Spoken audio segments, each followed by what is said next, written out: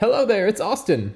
Today we're going to brew a style that has roots in the mines of Belgium and then add in a little fruit that has roots in the mountains of the Pacific Northwest to make a Huckleberry Grisette.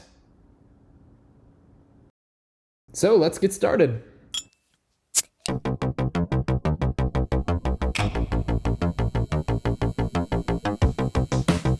We'll start a couple weeks before brew day by heading up to the mountains and looking for some huckleberries. Huckleberries are a fascinating little fruit that grow up in the mountains in the Pacific Northwest of the United States and Western Canada. Due to their pretty specific requirements for sunlight exposure and soil chemistry, it's hard to cultivate huckleberries artificially, which means you pretty much gotta go find them in their natural habitat.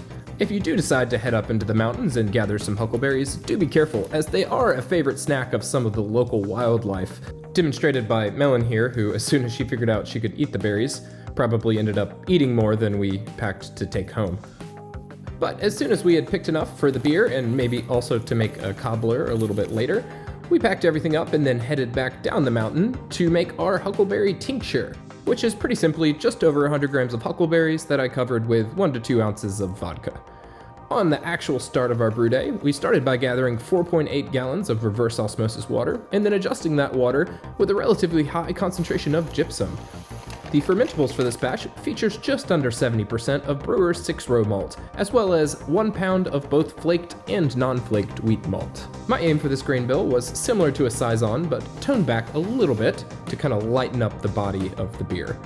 Again, we'll make some further distinctions when we get to the hop additions, but with everything added together in the kettle, we'll stir it up and let the mash rest for 60 minutes at just under 150 degrees. With the mash completed, we'll pull the grain basket up out of the kettle and then let gravity do the hard work, draining the wort back down into the kettle before our boil process. Of course, recirculating in small batches along the way. At this point, it's time to start the boiling process of the beer. And during our 60-minute boil, we'll be adding in 1 charge, a 0.6 ounce addition of Willamette hops, which I think is a great fit for this beer, not only because of their floral and fruity characteristics, but also because, similar to huckleberries, they also grow in the mountain regions of the Pacific Northwest United States. Once we have the wort cooled and transferred over into our fermenter, we'll take a quick gravity reading with our hydrometer to make sure that we've hit all of our expected targets, and then it's time to prep the yeast pitch. Since Grisette is a Belgian ale, today we'll be using Imperial's B56 Rustic strain. I've used this strain before on a couple different Belgian styles, so excited to see what it contributes to this batch.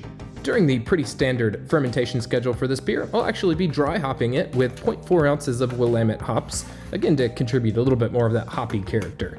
After confirming our final gravity and our ABV of right around 4.5%, it was time to transfer the beer over into our serving keg. We'll be dosing this with right around 2 ounces of that huckleberry tincture that we prepared a few weeks ago.